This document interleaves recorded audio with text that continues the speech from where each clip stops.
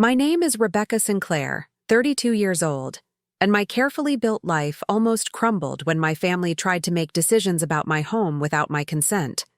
After promising to respect my independence for years, my parents secretly promised my sister she could move into my house without even asking me first. They thought I would just accept it like I always did with family obligations, but this time they went too far. The consequences were much bigger than any of them could have imagined. Before I continue my story, tell me in the comments where you're watching from. Like and subscribe for more family secrets nobody tells you about. I bought my house in a quiet Boston suburb 5 years ago. It wasn't anything fancy, just a modest 2-bedroom with a small yard. But it was mine. I had worked overtime for years at the hospital as a nurse to save for the down payment. Every paint color, every piece of furniture, every plant in that garden represented my independence. Last month, my parents invited me over for our monthly family dinner. These dinners were always the same.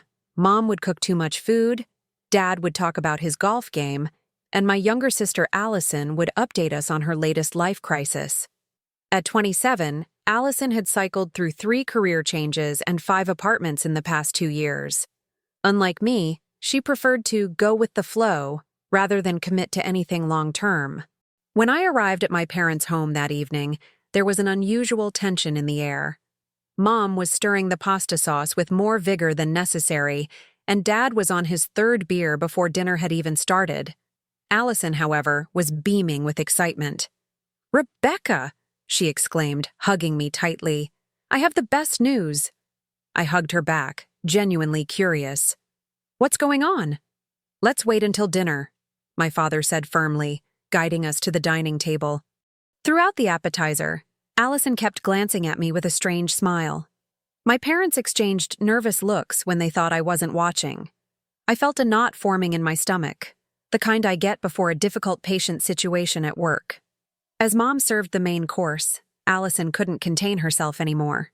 "So, Becca," she started, using the nickname I've told her repeatedly I outgrew in high school.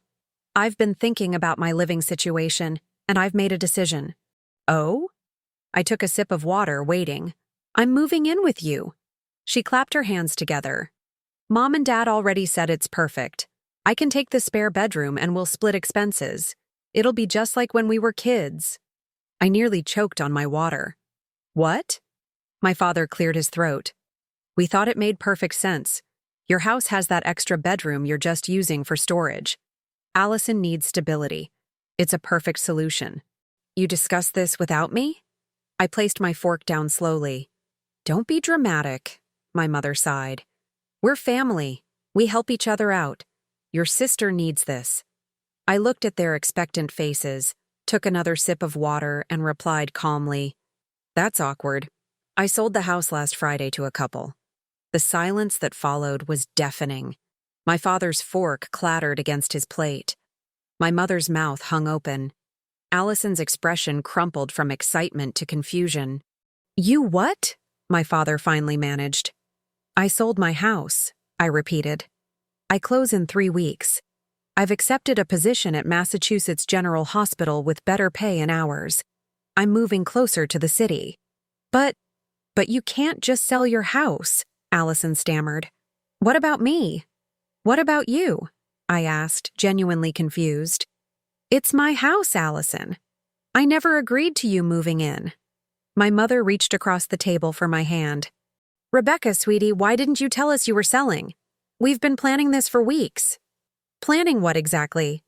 I pulled my hand away. "Planning to move Allison into my home without asking me?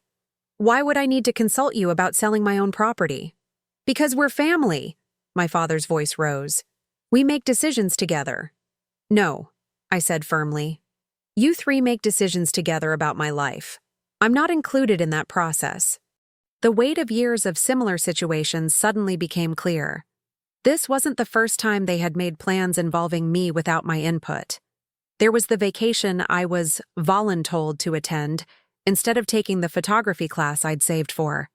The family business I was expected to join before I announced my nursing school acceptance. The countless times I was volunteered to babysit my cousin's children. "I'm sorry Allison is disappointed," I continued. "But maybe next time, Ask the homeowner before making promises about their property. Where am I supposed to go now? Allison's eyes welled with tears. My lease ends next month. I looked at my sister, feeling a mix of sympathy and frustration. The same place everyone else goes, apartment hunting. My father pushed his chair back. This is incredibly selfish, Rebecca. Your sister needs you. And I needed to be consulted about my own home, I replied evenly. I'm not a backup plan. I'm not a safety net. I'm your daughter who deserves the same respect you give to strangers. What followed was the most uncomfortable meal of my life. My mother barely ate, pushing food around her plate. My father refilled his wine glass repeatedly. Allison texted furiously under the table, likely complaining to friends about her heartless sister. The fallout from the dinner continued for days. My phone buzzed constantly with texts from my family members.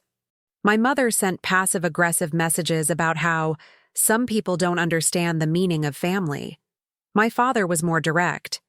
You've really disappointed us, Rebecca. Allison alternated between angry tirades and desperate pleas. I didn't respond to any of them. Instead, I focused on packing my belongings and preparing for my move. The couple buying my house was expecting their first child and had fallen in love with the garden I'd cultivated. I felt good about passing my home to people who would appreciate it. 3 days after the disastrous dinner, someone knocked on my door. I opened it to find my Aunt Patricia, my mother's sister, and the family mediator. Your mother called me, she said without preamble, stepping inside. She's very upset. I sighed, leading her to the kitchen. I figured she would call in reinforcements. Aunt Patricia surveyed the moving boxes stacked in the corner. So it's true. You're selling. Yes. The paperwork is signed. She nodded slowly. And you didn't think to mention this to your family? Why would I? It's my house, my decision. Rebecca, she said gently, I understand your frustration, but your sister is in a difficult position. A position of her own making, I pointed out. Allison has a pattern of poor planning and expecting others to bail her out. I love her, but I can't keep enabling that behavior. Aunt Patricia sighed, running her finger along the countertop. Your mother mentioned there's something else going on. Something about a man. I rolled my eyes. Of course they would assume that. I'm not moving for a relationship. I'm moving for my career. I've accepted a promotion. That's wonderful. Her enthusiasm seemed genuine. Why didn't you tell them that? Because I shouldn't have to justify my decisions to them. Would they ask the same of Allison? Or my brother Thomas? No, they respect their choices. Aunt Patricia fell silent, contemplating my words. Finally, she said, Your mother mentioned that they've been helping Allison financially. I suspected as much. They can't afford to help her with a new apartment in Boston. The market is too expensive. The pieces started falling into place. So their plan was to have me subsidize Allison's living situation?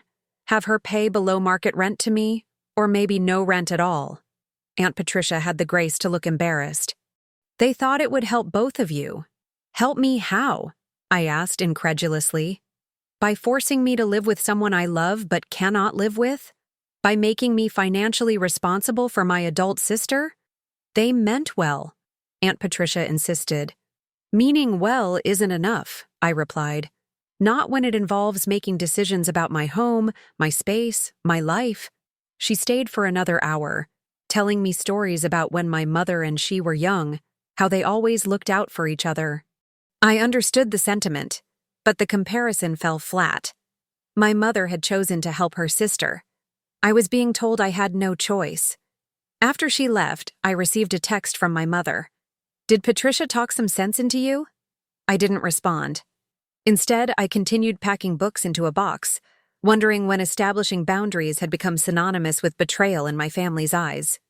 The next day, my phone rang with a call from Thomas, my older brother who lived in Chicago with his wife and children. Thomas rarely got involved in family drama, preferring to maintain his distance, physically and emotionally. Mom called me, he said after minimal pleasantries. She's pretty upset. I gathered that from the 27 text messages. He chuckled. Look, I'm not taking sides here, but maybe you could have given them a heads up about selling the house. Why? I asked simply. Did you tell them before you moved from Milwaukee to Chicago? His silence was telling. Exactly, I continued. You didn't because it was your decision to make. Just like this is mine. It's different, Becca. How? Because I'm single? Because I'm the younger daughter? Please explain how my independence is different from yours. Thomas sighed heavily. You know how Mom and Dad are with Allison. They worry about her. And they should, I agreed. But making her my responsibility isn't the solution. A week passed, and the tension with my family showed no signs of easing. My parents had escalated from text messages to voicemails, each more guilt-inducing than the last. Allison had switched tactics, now claiming I had ruined her life and that she might become homeless because of me. Meanwhile, I continued preparing for my move. I donated furniture I wouldn't need in my new place, a modern apartment closer to the hospital. I sorted through years of accumulated belongings, finding the process unexpectedly liberating. On Saturday morning, while I was labeling boxes in my living room, someone pounded on my front door. I opened it to find Allison, eyes red-rimmed and arms crossed. We need to talk, she declared, pushing past me into the house. I closed the door with a sigh. Come in, why don't you? She surveyed the packed boxes with visible disdain. So you're really going through with this? Yes, Allison. The house is sold. I'm moving. She spun to face me, her expression a mix of anger and desperation. Do you have any idea what you've done? My lease ends in 2 weeks. I can't find anything affordable on such short notice. I'm sorry you're in a difficult position, I said calmly. But I didn't create this situation. You and our parents made plans involving my property without consulting me. Because we thought you'd be happy to help, she exclaimed. That's what sisters do. I took a deep breath. Sisters also respect each other's boundaries and independence. This isn't about boundaries, she scoffed. This is about you being selfish. You have all this space and you won't share it. I'm selling my house for a job opportunity, I explained for what felt like the 100th time. This has nothing to do with not wanting to help you. Then let me stay until I find a place, she demanded. The new owners won't move in right away, will they? Actually, they will. They're expecting their first baby and want to settle in before the birth. Allison threw her hands up. Perfect. So a couple of strangers take priority over your own sister. They're not taking priority. They're buying my house in a legal transaction that was arranged before anyone mentioned you moving in. She paced the living room, kicking a box aside. Mom and Dad are right. You've changed. I haven't changed, I corrected her. I've just stopped accepting the role assigned to me. What's that supposed to mean? I sat down on the arm of my sofa, the only piece of furniture not yet covered or packed. Our entire lives, I've been cast as the responsible one, the reliable one, the one who sacrifices without complaint. Meanwhile, you get to be spontaneous and carefree because everyone rushes to fix your problems. That's not fair, Allison protested. Isn't it? How many times have Mom and Dad bailed you out financially in the past 5 years? She looked away. That's different. How many jobs have you quit without having another one lined up? How many leases have you broken because you needed a change? And who picks up the pieces every time? So, this is punishment? Tears filled her eyes. You're punishing me for not being perfect like you? I'm not perfect, Allison.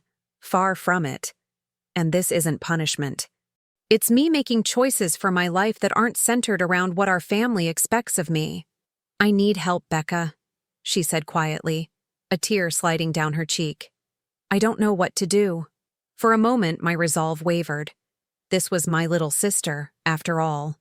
But then I remembered all the times my plans had been derailed by family emergencies that weren't really emergencies at all. I can help you look for apartments, I offered. I can help you create a budget. I can even loan you money for a security deposit. But I can't and won't change my plans to accommodate yours. She wiped her eyes with the back of her hand.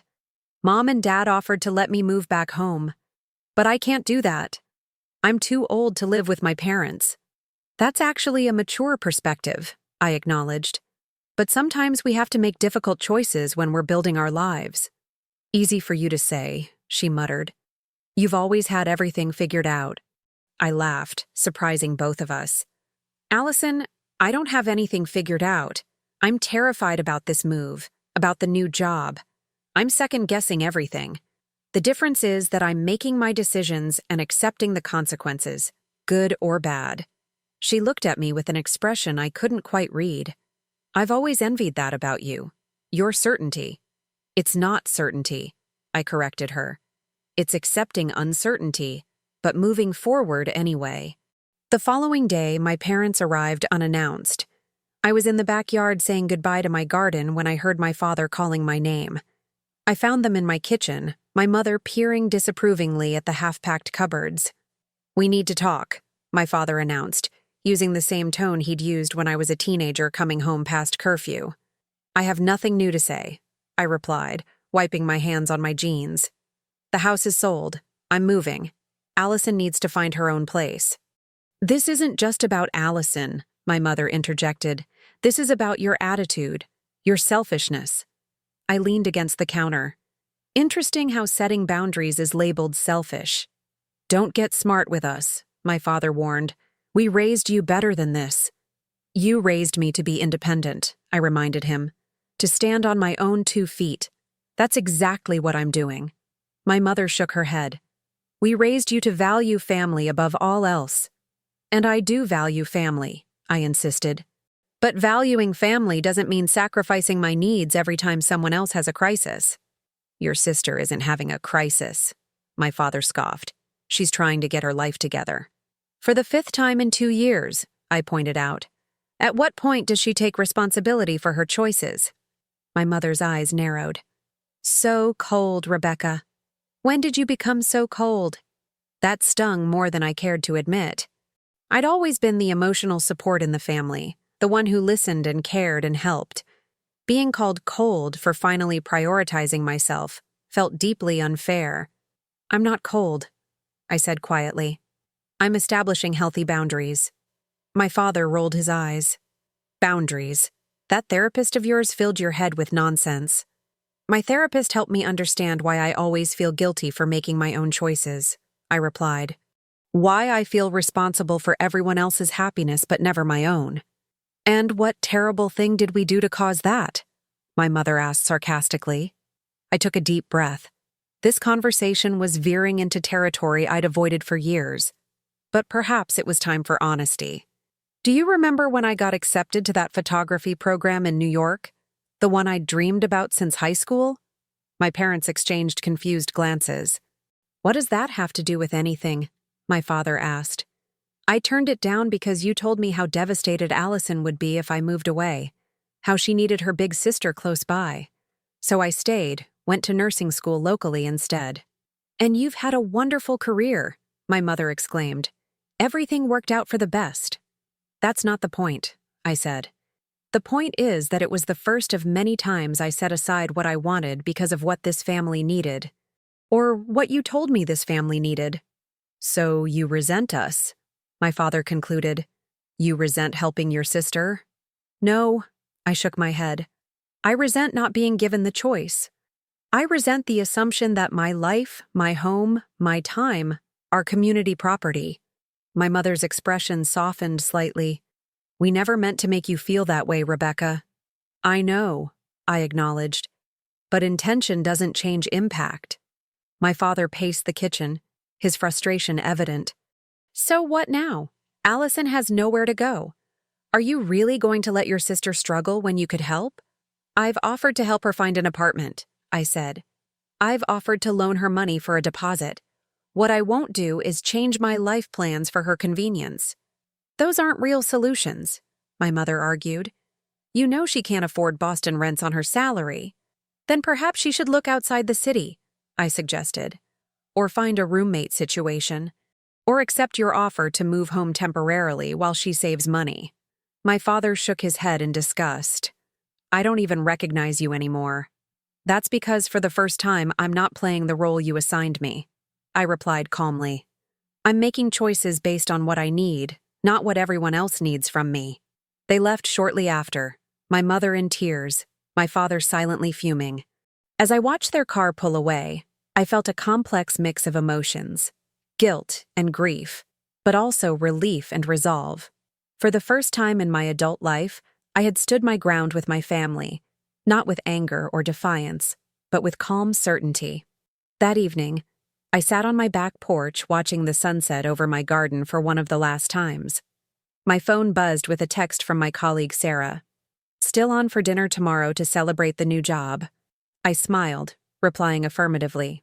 Sarah had been supportive of my decision to take the promotion, to move closer to the hospital. Unlike my family, she had congratulated me without qualification, had helped me search for apartments, had even connected me with friends who lived in my new neighborhood. It struck me then that I had created a chosen family over the years. Friends who celebrated my successes without jealousy, who supported my decisions without judgment, who loved me without conditions. The week before my move, the tension with my family reached a breaking point. Allison had found a small studio apartment far from her workplace, but within her budget. Rather than expressing relief that she had secured housing, my parents called to inform me that the commute would be terrible for her. The neighborhood wasn't as nice as mine, and the whole situation was a shame that could have been avoided. I was sorting through old photographs when my phone rang. Seeing my mother's name, I almost didn't answer. But something pushed me to take the call. "Your sister signed a lease today," she announced without greeting. "That's great news," I replied sincerely. "I'm glad she found a place." "It's in Dorchester," my mother continued, naming a neighborhood with a mixed reputation. "It's a studio the size of your current bathroom, and she'll be commuting 90 minutes each way to work." I recognized the guilt tactic immediately. "I'm sorry the commute will be challenging, but I'm glad she found something in her budget." "Rebecca," my mother's voice hardened. "This isn't what we wanted for her." "What did you want for her exactly?" I asked, though I already knew the answer. "We wanted her to have stability, safety, comfort, all things she could have had with you." I set down the photo album I'd been sorting. "Mom, I understand you're disappointed, but Allison is 27 years old. At what point does she take responsibility for creating the life she wants?" "You make it sound so easy," my mother scoffed. "Not everyone is like you, Rebecca. Some people need more support." "And I've offered support," I reminded her. "Just not in the specific way you demanded." A heavy sigh came through the phone. "Your father and I have been talking. We've decided to help Allison financially with a better apartment." "That's your choice," I said carefully. "Though I wonder if continued financial support is really helping her grow." "Don't lecture me about parenting," my mother snapped. "Just because you've read a few self-help books doesn't make you an expert." I bit back a retort, recognizing the conversation was veering into unproductive territory. "I need to finish packing, Mom. I'm glad Allison found a place, and I'm glad you and Dad are helping her if that's what you've decided." "We wouldn't have to if you had just—" "Goodbye, Mom," I interrupted gently. "I'll call you after I'm settled in my new place." I ended the call and sat amidst the half-packed boxes, feeling a strange mixture of guilt and liberation. The guilt was familiar. It had been my constant companion whenever I prioritized my needs. The liberation was newer, a growing sense that I was finally breaking patterns that had constrained me for years. My phone buzzed with a text from Thomas. "Just talked to Mom. She's upset. What's going on?" I typed back, "The usual. I'm not falling in line with the family plan." His response came quickly. "They mean well." "Meaning well isn't enough," I replied. "Not when it means controlling my life." There was a long pause before his next message. "I get it more than you know." "Coming home for moving day?" The question surprised me. Thomas rarely got involved in family matters, preferring to maintain his distance. Hadn't planned on it. Why? "Think it might help. Neutral territory. I'll be there. Can mediate." I considered his offer. Perhaps a conversation on neutral territory with Thomas as a buffer could help reset family dynamics before I moved. "Okay, we'll let you know when." 2 days later, I was taping up the last of my kitchen boxes when my doorbell rang. I opened it to find Allison, looking tired but less hostile than during our last encounter. "Hey." she said quietly. Can I come in? I stepped aside to let her enter. The house was mostly packed now, bare walls and empty spaces where my life had been. Feels weird, she commented, looking around. Seeing it like this. Yeah, I agreed. For me too. She wandered into the living room, where only a few folding chairs remained. I came to say I'm sorry. The apology caught me off guard. For what? For assuming I could just move in here. For not asking you first. She twisted her hands together nervously. I should have talked to you directly instead of letting Mom and Dad handle it. I nodded, genuinely appreciative of her words. Thank you for saying that. I found a place, she continued. It's not great, but it's mine. Mom mentioned it. Congratulations. Allison rolled her eyes. She hates it. Called it a glorified closet when she saw the photos. Mom has strong opinions, I said diplomatically. They offered to help me financially, Allison said. To get a better place. I heard. What did you decide? She looked surprised by the question. You don't know? I turned them down. Now it was my turn to be surprised. You did? Allison nodded, a small smile playing at her lips.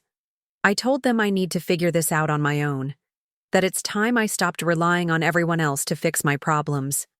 Wow, I said, genuinely impressed. That's really mature, Allison. She shrugged, but I could tell she was pleased by my reaction. Maybe I've been paying attention to you all these years after all. We shared a smile, perhaps the first genuine moment between us in months. I'm still mad at you, she clarified. But I get it. I haven't been fair to you. And I could have communicated better, I acknowledged. About the house, about my boundaries, about a lot of things. Allison wandered to the window, looking out at the garden. Remember when we were kids and we'd make those fairy houses out of sticks and leaves? I smiled at the memory. You always insisted the fairies needed swimming pools. And you always built them, even though you said it was silly.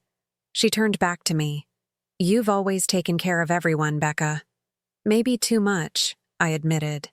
Maybe, she agreed. But it's one of the things I love about you, even when it drives me crazy.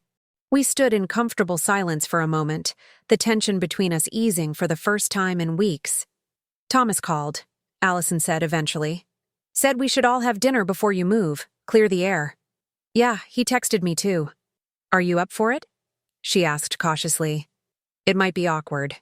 I considered the question. Probably, but maybe necessary. Allison nodded. Probably, but maybe necessary. She echoed with a small smile. Look at us, being all mature and stuff. I laughed, and after a moment she joined in. It wasn't a solution to all our problems, but it was a start. Thomas arranged the family dinner at a neutral location, a restaurant halfway between our parents' home and mine. As I pulled into the parking lot, my stomach knotted with anxiety. Part of me wanted to drive away, to avoid the confrontation that would inevitably come, but I reminded myself that avoidance had never served me well in the past. I spotted Thomas waiting outside, tall and composed as always. He waved when he saw me, walking over to meet me at my car. They're already inside, he said by way of greeting. How's the mood? I asked hesitantly. Tense, he admitted. But they're trying. Give them credit for that. We walked in together, and Thomas led me to a corner table where our parents and Allison were already seated. My mother stood when she saw me, her expression carefully neutral. My father remained seated, though he nodded in acknowledgement. Rebecca, my mother said, embracing me stiffly. You look tired. Moving will do that, I replied, trying to keep my tone light. It's good to see you all. The initial conversation was painfully superficial. Comments about the restaurant, the weather, Thomas's children. We ordered drinks and appetizers, all of us clearly avoiding the elephant in the room. Finally, Thomas cleared his throat. So I think we all know why we're here. We need to talk about what's happened these past few weeks. My father set down his drink. Yes, we need to understand why Rebecca has chosen to cut herself off from this family. Dad, Thomas warned. That's not a helpful way to start.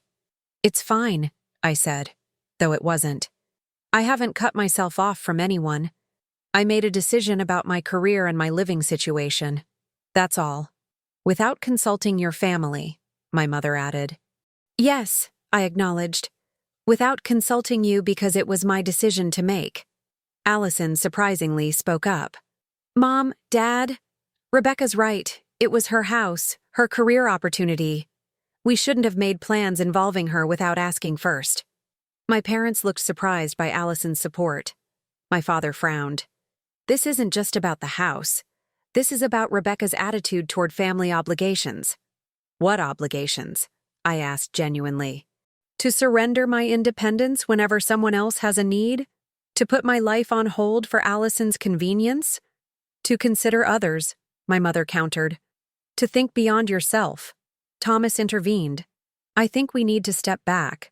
Mom, Dad, would you have expected me to consult you before selling my house or taking a new job? They exchanged glances. That's different, my father insisted. How? Thomas pressed. Because I'm male? Because I'm married? Because I live in another state? Because you have your own family now, my mother explained, as if it were obvious. Your primary responsibility is to your wife and children. And Rebecca's primary responsibility should be to herself, Thomas argued. Just as mine is to myself and my family of choice. I looked at my brother with newfound appreciation. He had always been the peacemaker, the one who avoided conflict. Seeing him advocate for me touched something deep inside. The issue, my father said firmly, is that Rebecca has become selfish. She used to understand family came first. I still believe family is important, I countered. But I've realized that always putting others first has meant putting myself last. That's not sustainable or healthy. Is that what your therapist tells you? My mother asked dismissively. Yes, I said simply. And she's right. Thomas cleared his throat again. I think we need to acknowledge something. Mom, Dad, you've treated Rebecca and Allison differently their entire lives. You've expected Rebecca to be the responsible one, the caretaker. You've allowed Allison more freedom, more room for mistakes. That's not true, my mother protested. It is, Allison said quietly. It's absolutely true. You bail me out constantly. You expect Rebecca to fix everything. Our parents looked genuinely taken aback by this united front. We love you both equally, my father insisted. Love isn't the issue, I said gently. It's expectations. It's the roles we've all been playing for decades without questioning them. Exactly, Thomas agreed. Rebecca is setting boundaries, which is healthy. Allison is taking responsibility, which is growth. These are good things, even if they're uncomfortable.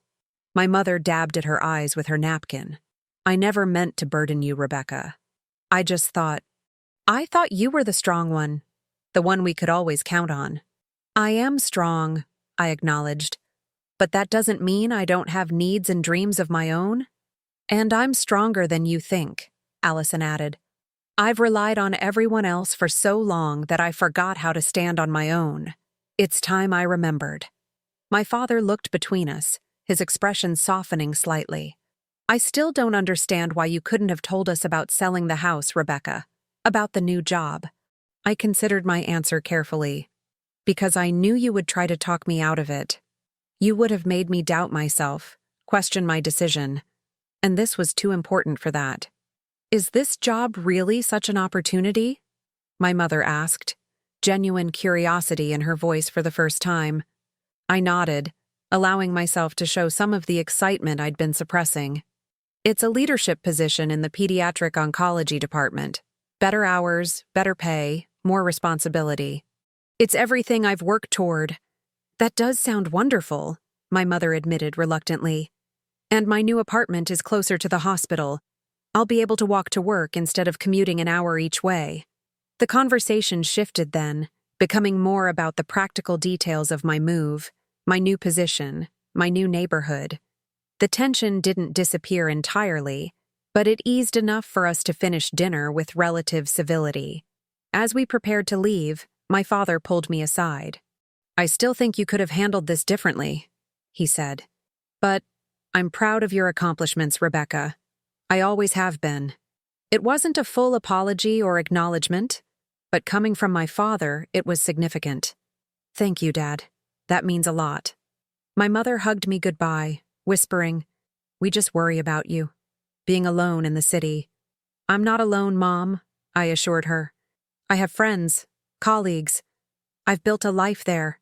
Different from family," she insisted. Different, I agreed, but just as valuable.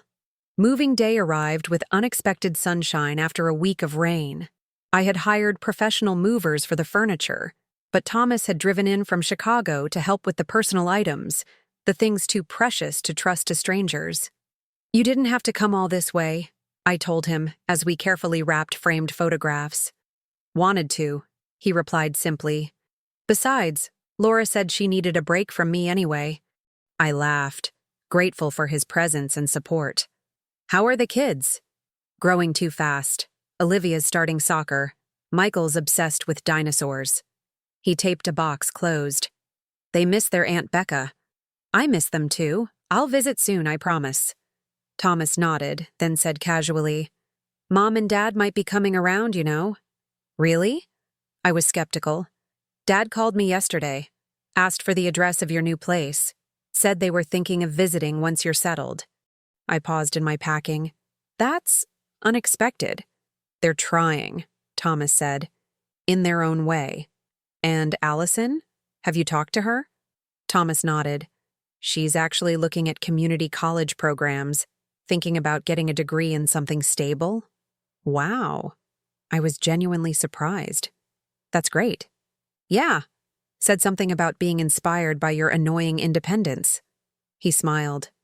"I think you shocked her into growing up a little." I laughed at that. "Not my intention, but I'll take it." We worked in comfortable silence for a while, wrapping dishes and sorting through which kitchen items would go to the new apartment and which would be donated. The morning light filtered through the kitchen windows, casting long shadows across the floor that had seen 5 years of my life unfold.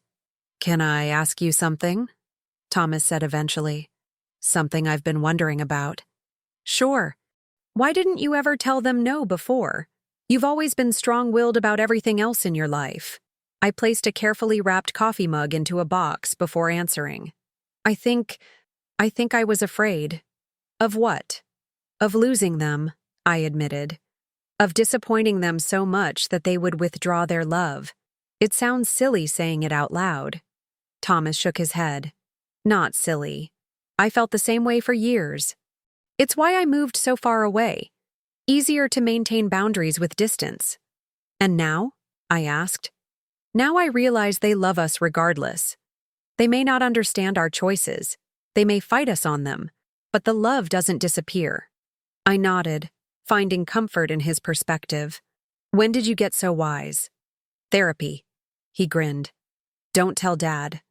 We laughed, and I felt a wave of gratitude for this brother who had always seemed somewhat distant but who, it turned out, understood me better than I'd realized. The movers arrived at 10, and the day became a flurry of activity. Furniture was loaded, boxes stacked, directions given. I found myself simultaneously directing the movers, answering last-minute questions from the new owners who would be taking possession the following week, and fielding texts from my mother asking if I was eating properly during all this chaos. By mid-afternoon, the house I had loved for 5 years was empty except for echoes and memories. The rooms looked smaller somehow, stripped of the furniture and decor that had made them mine. Dust outlines on the walls showed where pictures had hung, marking the spaces of a life now packed into boxes. I stood in the barren living room, feeling a complex mix of emotions. Sadness for what I was leaving behind, excitement for what lay ahead, and an unexpected feeling of pride that I had made this decision for myself, despite the pressure to do otherwise. "Ready?" Thomas asked from the doorway. "Almost," I replied. "Just need a minute." He nodded and stepped outside, giving me space for this final goodbye. I walked through each room one last time, running my fingers along walls that had sheltered me, looking out windows that had framed my view of the world for half a decade. In the kitchen, I remembered countless Sunday mornings making pancakes, evenings with friends sharing wine and laughter.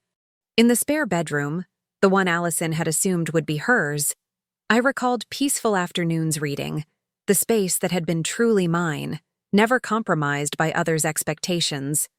The master bedroom held memories of both restful nights and sleepless ones, times of contentment and periods of doubt. The bathroom with its clawfoot tub had been my refuge after difficult shifts at the hospital, a place to literally and figuratively wash away the stress of caring for others. This house had been my first true adult accomplishment, tangible proof that I could stand on my own. Each mortgage payment had represented not just financial responsibility, but a commitment to myself, a statement that I deserved a space that was wholly mine. Now I was leaving it behind, not because I had to, but because I chose to. There was power in that distinction, a power I was only beginning to fully appreciate. My phone buzzed with a text from Allison. "Good luck today. Call when you're settled?" The simple message, free of drama or demands, felt like a small victory. I replied with a quick affirmative and a heart emoji. As I locked the front door for the final time, I noticed movement across the street. Mrs. Jennings, my elderly neighbor, was slowly making her way toward me with a small package in her hands. At 82, every journey was deliberate for her, and I felt touched that she'd made the effort. "I couldn't let you leave without saying goodbye," she said, slightly out of breath from the short walk. "And without giving you this." She handed me the package, neatly wrapped in floral paper. "Just a little something to remember the neighborhood by." "You didn't have to," I said, touched by the gesture. "I wanted to. You've been a good neighbor, Rebecca. Always helping with my groceries, shoveling my walk in winter." I hugged her gently, surprised to feel tears pricking at my eyes. "I'll miss you, Mrs. Jennings." "You'll be too busy with your exciting new life to think about us," she predicted with a smile. "But that's as it should be. Young people need to move forward." Her words stayed with me as I drove away, following the moving truck toward my new apartment in the city. Moving forward didn't mean leaving everything behind. It meant carrying the best parts with me while creating space for new experiences, new connections, new growth. Thomas followed in his rental car, and together we began the process of transforming an empty apartment into my new home. The movers positioned furniture according to my directions, placing my familiar couch and bookshelves in unfamiliar spaces, creating new configurations that would eventually become as comfortable as the old ones had been. By evening, the furniture was placed, though boxes remained stacked in corners, waiting to be unpacked. The movers had left, and Thomas and I stood in the middle of my new living room, surveying the chaos of cardboard and bubble wrap. "Pizza?" Thomas suggested, collapsing onto my newly positioned couch. "Perfect," I agreed, equally exhausted. I called in an order to a local place recommended by the building's doorman, and 30 minutes later, we were eating directly from the box, too tired to bother with plates. Through the large windows we watched as the city transitioned from day to evening, lights coming on in neighboring buildings, creating a constellation of human activity. "So, how does it feel? New place? New job? New start?" Thomas asked, reaching for another slice. I looked around the apartment, smaller than my house but with large windows offering a view of the city skyline, modern amenities, and proximity to the hospital where I would soon begin my new position. Boxes needed unpacking, pictures needed hanging, and nothing felt quite settled yet.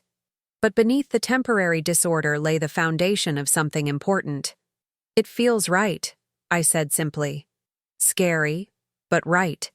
The best changes usually are," he observed. We spent the remainder of the evening unpacking essentials, bedding, bathroom necessities, coffee maker for the morning.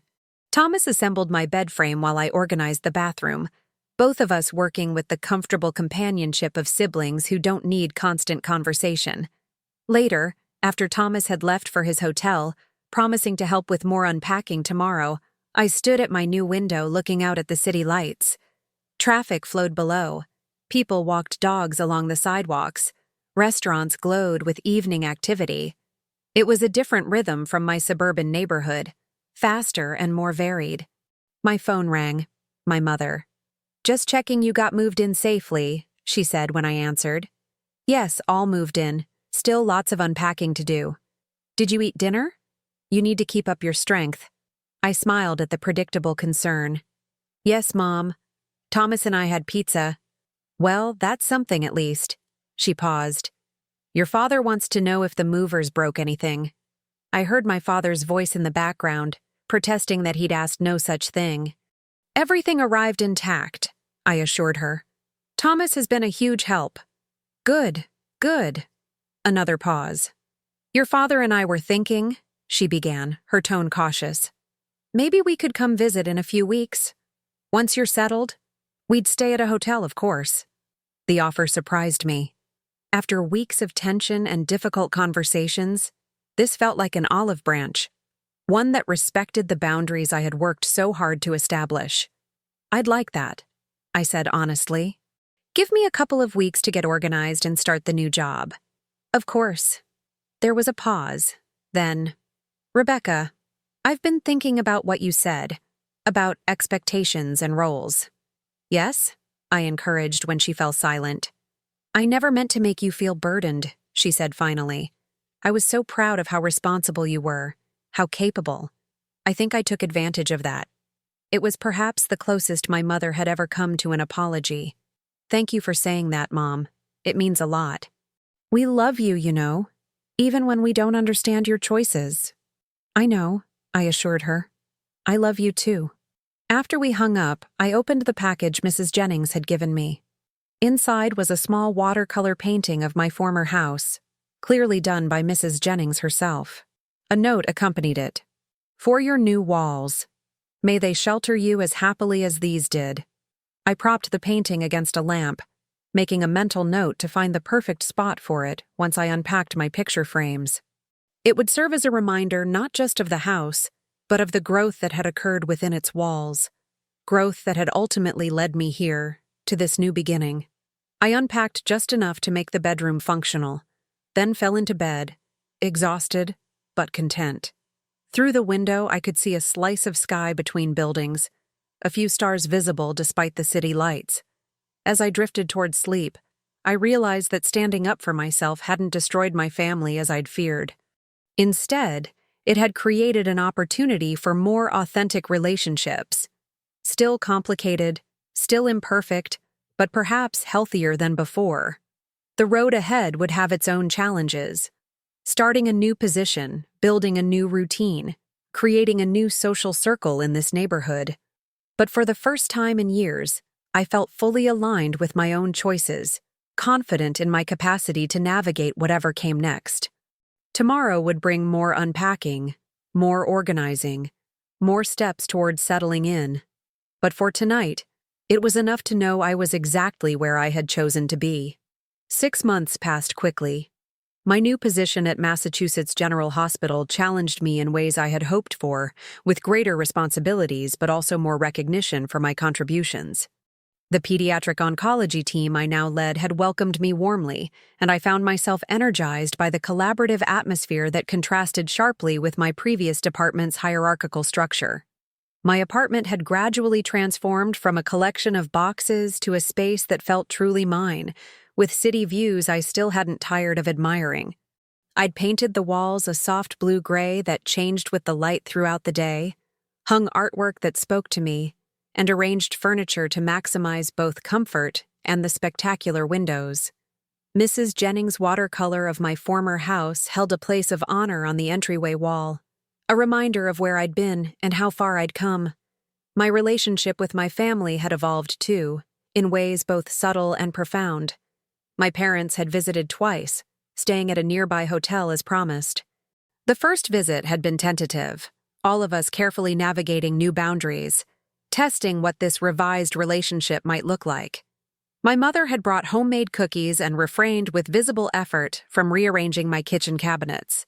My father had asked thoughtful questions about my new position, listening with genuine interest to my explanations of hospital protocols and patient care approaches.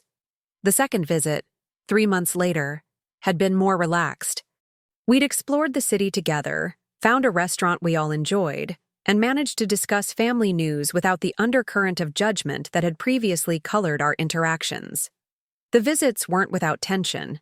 Old patterns don't disappear overnight, but there was a new respect underlying our interactions, a recognition of boundaries that hadn't existed before. Allison had indeed enrolled in community college, pursuing an associate's degree in healthcare administration. She had called me before registering, not seeking permission or financial help, but genuinely interested in my perspective on the healthcare field. Our conversations had shifted from crisis management to genuine connection, with Allison sharing her academic challenges and small victories, me offering encouragement without taking responsibility for her choices. Thomas and I spoke more frequently than we had in years, bonding over our shared experience of redefining our family roles. His children had visited during their spring break, filling my apartment with noise and energy I hadn't realized I'd been missing. My niece Olivia had declared my city view the coolest thing ever, while my nephew Michael had been fascinated by the hospital visible from my window, asking endless questions about the helicopters that occasionally landed on its roof. On a crisp autumn Saturday, I was preparing for a dinner party, my first in the new apartment.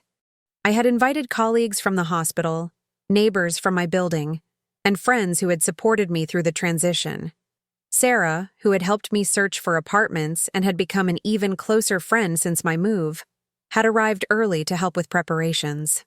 "I still can't believe how perfectly this place suits you," she commented as she arranged cheese and crackers on a serving board. "It's like it was waiting for you." "It feels that way sometimes," I agreed, checking the roast chicken in the oven. "Though I do miss having a garden." "That's what those fancy window boxes are for." She nodded toward the planters I'd installed, currently housing herbs and a few hardy flowers. Urban gardening at its finest. I laughed, adjusting the table settings for the 8th time. Hosting in this new space felt significant. A statement that I wasn't just surviving here but thriving, building a life rich with connections and possibilities. My phone rang with Allison's ringtone as I was lighting candles throughout the living room. "Hey, what's up?" I answered, tucking the phone between my ear and shoulder as I continued my preparations. "Just checking if you're still coming to Mom and Dad's for Thanksgiving," she said. "They're already planning the menu." I smiled at the normalcy of the question, the absence of the manipulation or guilt that might have accompanied it in the past. "Yes, I'll be there. Do you need me to bring anything?" "Just yourself. And maybe that cranberry sauce you made last year? The one with orange zest?" "Sure, I can do that." I was surprised she remembered it. Last Thanksgiving had been tense, with my parents still adjusting to my decision to sell the house, Allison alternating between anger and pleading. "So," she continued, her tone shifting to something more serious, "I have news." "Good news?" I asked, setting down the lighter to focus on the conversation.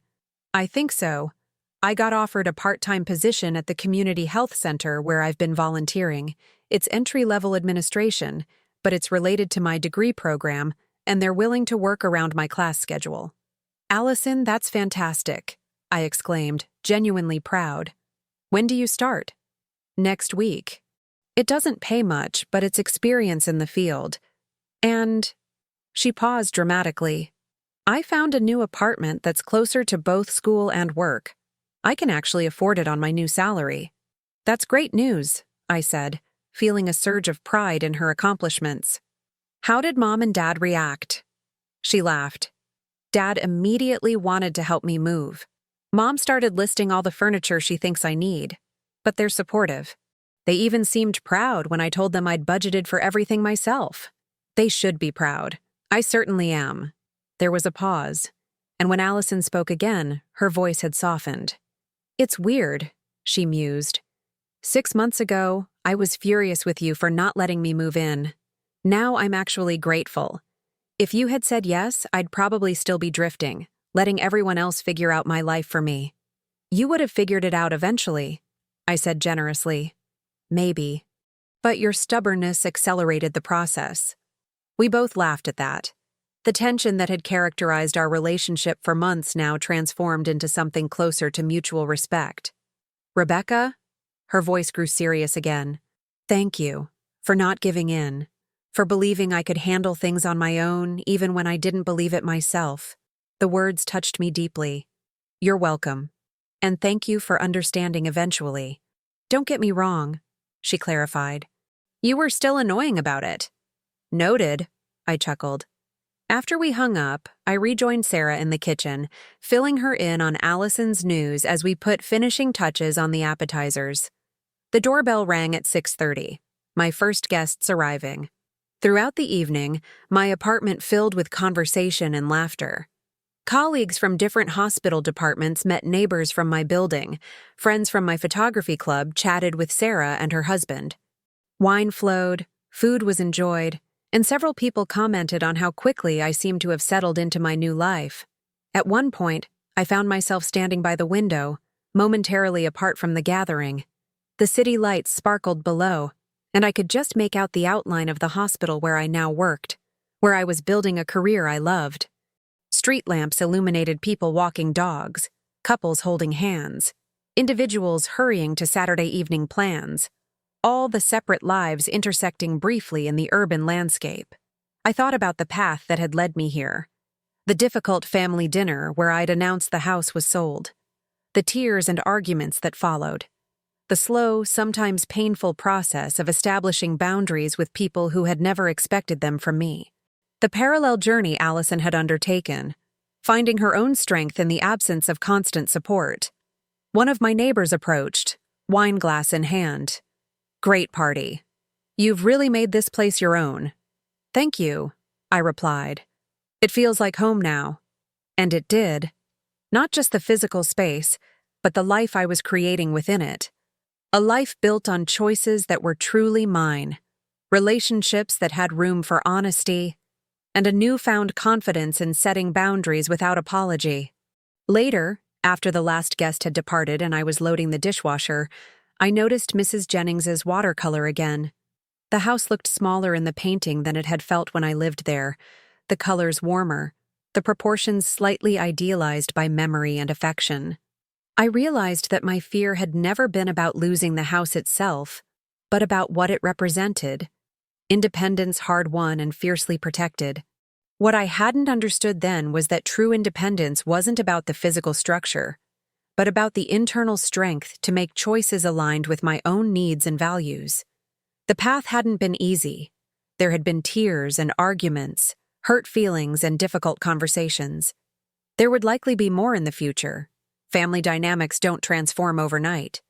But something fundamental had shifted, both within me and within my family system. My parents now called before making plans that included me. Allison had begun solving her own problems instead of expecting others to fix them. Thomas and I had developed a deeper relationship based on mutual understanding and shared experiences. And I had learned that standing firm didn't mean standing alone. It meant creating space for authentic connections based on mutual respect rather than obligation. The next morning, I took my coffee to the window seat I'd created, my favorite spot in the apartment. The city was quieter on Sunday mornings, the pace slower, the light softer. I opened my laptop to review notes for an upcoming presentation at work, feeling centered and prepared in a way that extended beyond the specific task. My phone dinged with a text from my mother. Good morning, dear. Just checking if Tuesday evening still works for our weekly call? I smiled at the simple courtesy of the question, the acknowledgement that my time was mine to schedule. Tuesday works perfectly, I replied, looking forward to it. As I returned to my presentation notes, I felt a deep sense of contentment. This was what I had been seeking all along, not isolation from my family, but a life expansive enough to include both family ties and personal autonomy, both inherited connections and chosen ones. It was, I realized, precisely what I needed.